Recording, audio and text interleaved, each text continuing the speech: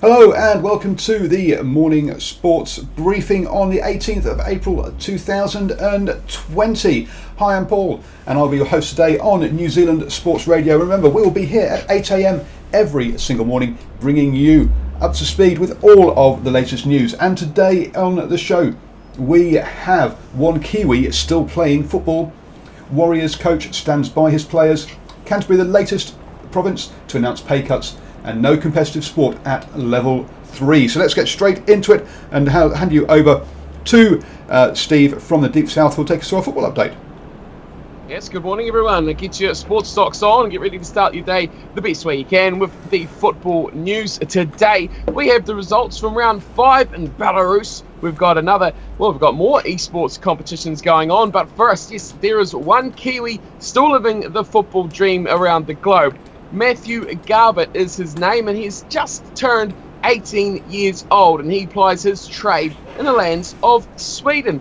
Now, this kid, born in London with a French citizenship, the ultimate in a football nation pedigree, grew up in New Zealand and has already featured for our under-17 national side at the under-17 World Cup, where he picked up 2 goals in 3 standout performances. That drew the attention of Falkenbergs in the Swedish Allsvenskan Football League, which is the country's top division. Now, how, we may ask, has Matthew got a different life in football to every other player? Well, Sweden are chill. Simply put, he rides his bike to training, he goes to a public gym, he checks in for coffees at cafe, and is even scheduled to play a friendly match for his club this weekend. Sweden's approach to the virus is different to the rest of the globe, despite having over 1,000 deaths so far, with only a ban on gathering among 50 people or more having a ban. They've pushed back start of their season till May the 16th, but Garbett is loving life right now. He trains, he gets on the train and he goes to the gym, and people are avoiding going out completely, so he's living the great life over there in Sweden.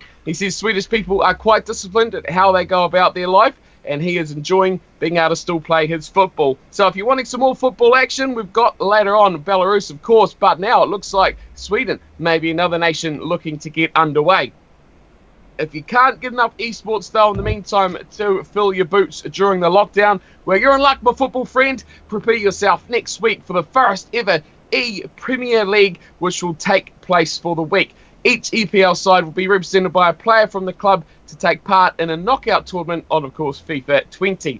A full lineup of players in the draw will be revealed on Monday the 20th, but a few names have already been given out. Trent Alexander-Arnold for Liverpool, Todd Cantwell for Norwich City, Ryan Fredericks from West Ham, Diogo Jota from the Wolverhampton Wanderers, Raheem Sterling from Manchester City, and Wilfred Zaha from Crystal Palace, just to name a few. You can see all the action on the Premier League and Sky Sport UK's website, Twitch, YouTube, and social media pages. It all kicks off on the 21st, so if you want some more esports action, go check that out. Finally, it's time to get your football slippers on again for another weekend's action in Belarus. We had a couple of matches yesterday morning after we were going on for this, and 2 more finished up just this morning. So we've got 4 results to go through for your perusal. Now, sitting in second place before this round kicked off, Energetic took on the resurgent, I'm running out of accolades to call this team, Bulletproof. That's what their new name is, the Bulletproof Boys, Gorodaya. And they went down 1-0 to the Gorodayan side. They have rocketed up from when we started watching this league. They were last or second last. They were terrible. And now they are second with my boys Torpedo. They are having a great season so far with Stephen at their helm, and they are looking a much better team. They are in front of 223 fans today for that win, but great win on the road as well for Gorodaya to kick off the weekend. Second up, Domino Minx completed a tidy 2-0 win at home over the 11th place Niemann Grodno. 2 late second half goals in front of a crowd of 317. Next up from there, just completed this morning, Belshina and Smilovici went 0-0 for 80 minutes before a penalty each made things a little bit exciting, but it still ended up a draw 1-1 in front of 271 fans. And then finally, Paul, your team was in action. Shakhtar fell to a dominant first half display from Paul's Schluck's team. 2 goals to the visitors was enough in the first half as Shakhtar fought back late but couldn't do enough to get the victory. Yeah, the crowd We're going wild, I'm sure.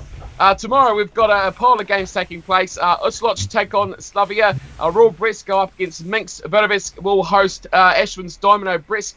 And then lastly, Bate take on my top of the table team, Torpedo. So a big night of football ahead. So make sure you sleep now during the day so you can watch it all night. That's how you do things at the moment in lockdown. That is it for football for me. Enjoy your day, everyone, and I'll see you again tomorrow. Thank you very much, Stephen, from the deep south to bring us our football update. I hand you over straight now to Stephen from the far north. God, it's confusing, isn't it? Who will take us through today's birthdays. Thank you very much again, Paul, and good morning, everybody. And birthdays today, a Rotorua boy who ended up at the Crusaders and a sailor synonymous with America's Cup, and that's where we're starting this morning. Dean Barker is a New Zealand yachtsman. He is best known internationally for his participation in the American Cup yacht races. Barker sailed from an early age, starting out as an optimist in P-class boats before graduating to 470s and laser. Barker skippered Emirates Team New Zealand to victory in the 2013 Louis Vuitton Cup, beating the Italian Luna Rossa Challenge team 7-1 in the final. He set a Louis Vuitton America's Cup speed record in race 7 of 47 knots, which equates to 87 kilometres. That's pretty quick. Barker and Team Emirates New Zealand then went on to challenge for the America's Cup against Team Oracle. In the final, they went on to lose. Emirates Team New Zealand at one point during the final series had won 6 of the 7 races, but ultimately lost by 9 points to 9 races to 8, beg your pardon, the largest comeback in America's Cup history. Dean Barker born this day, 18th of April 1973 in Takapuna. He is 47 today. Whetu Douglas is a New Zealand rugby union player who debuted for Waikato in 2013 season, racking up 36 games before making the Crusaders in 2017 and then spending an off-season at Italian club Benetton. Returning to New Zealand in 2018, Douglas re-signed with the Crusaders in Canterbury. The rangy loose forward also made 2 appearances for New Zealand Māori in 2016. Whetu Kamokamo H. Douglas, born this day, 18th of April 1991 in Rotorua. He is 29 years today. And that's pretty much our birthdays for the morning. Pretty handy rugby player is Whetu Douglas. Paul, you would have seen a bit of him running around in the Waikato colours. Yes, he is. Yeah, very, very handy player, absolutely. And down there has made a really good comeback and filled in those boots that kind of Kieran Reid left in those down in Canterbury. And so happy birthday to them. Hope they have their lovely cake and a good time in their bubble.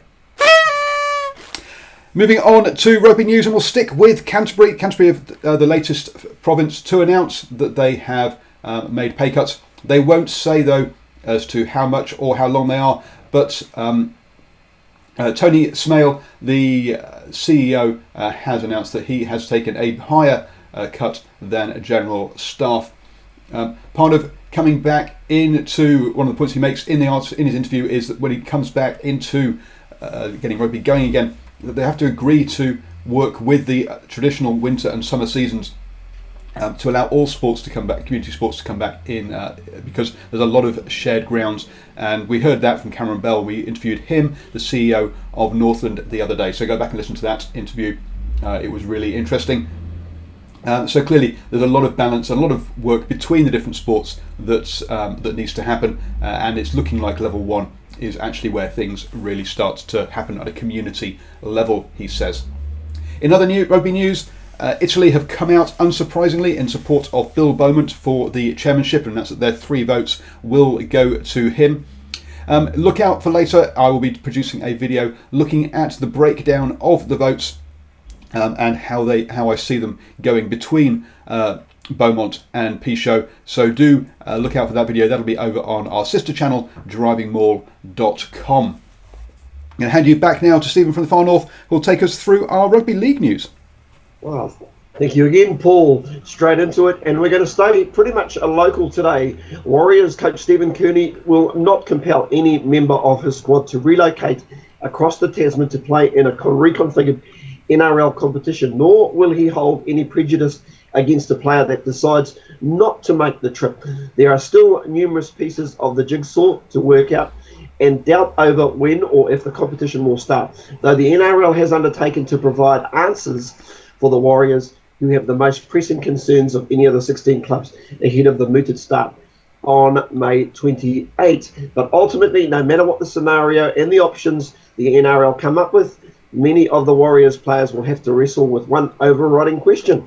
Can I leave my wife, partner, and in many cases children behind for 4 to 5 months? From a football point of view, Kearney will want to make his strongest squad, but he has empathy for the predicament of his players. I'm not going to make them. That's their choice. I'm not going to judge that.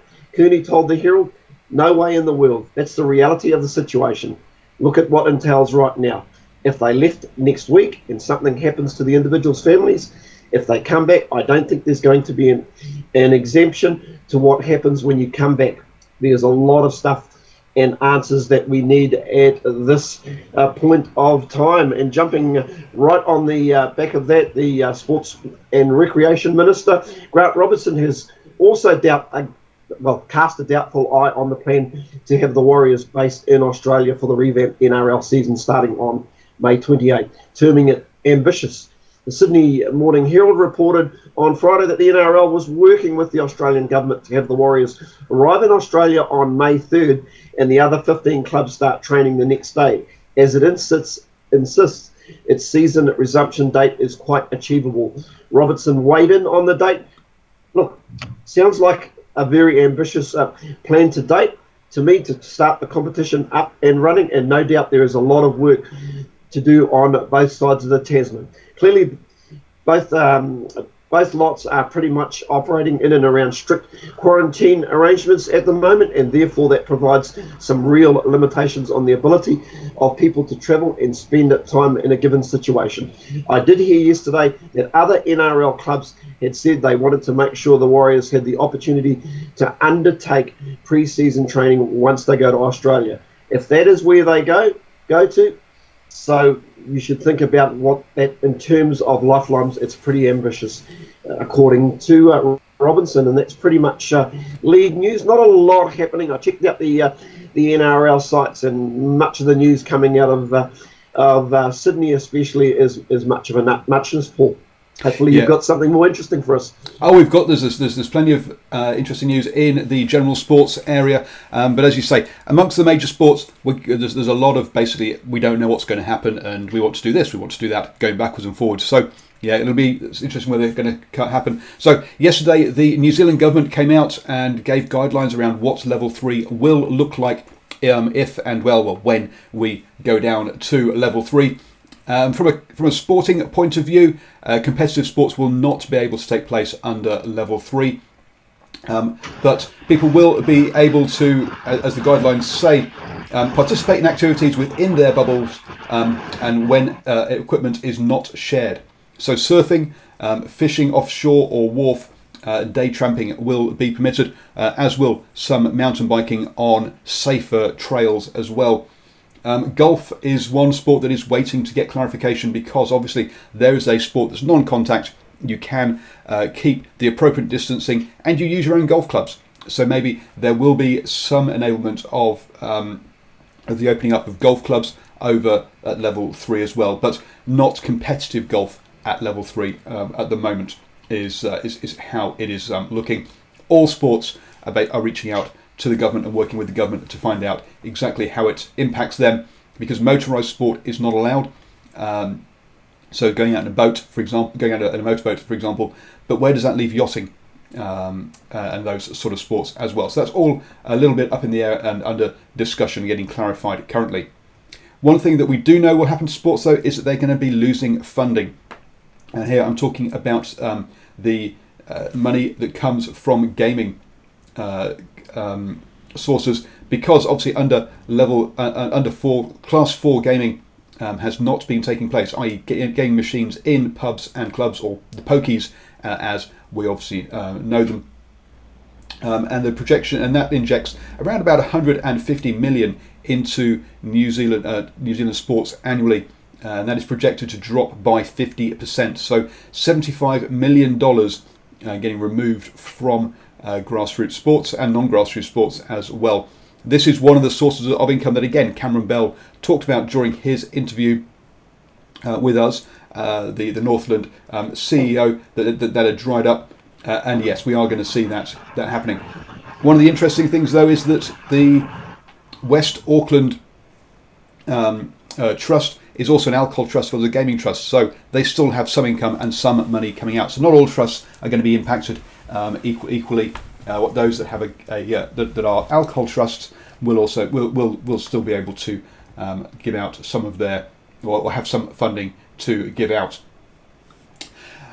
In good news, the Tall Blacks have extended their coach's contract for another 12 months to cover the Olympics. Obviously, with the Olympics being extended, being postponed until next year, a lot of coaching contracts would have been tied up to finish after the Olympics, and they all now need to be renegotiated. It's good to see that the Tall Blacks have managed to sort theirs out already. There'll be a lot of sports talking to their coaches and looking at their funding and seeing what they can do over the next few months.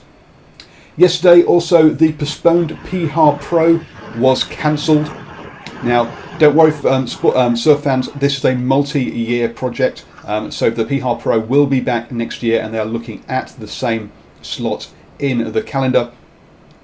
I'll be getting more details of that for you on Monday when I have an interview with Ben Kennings from Surfing New Zealand. That will go out, we're aiming to get that out at 2 p.m.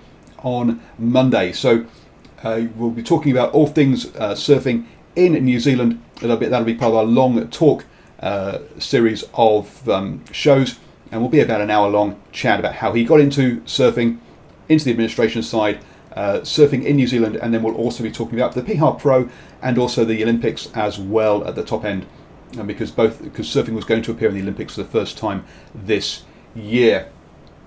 Finally, darts is having a fantastic time at the moment. We talked about the fact that the PDC were going to start up the home tour soon, over 32 consecutive nights.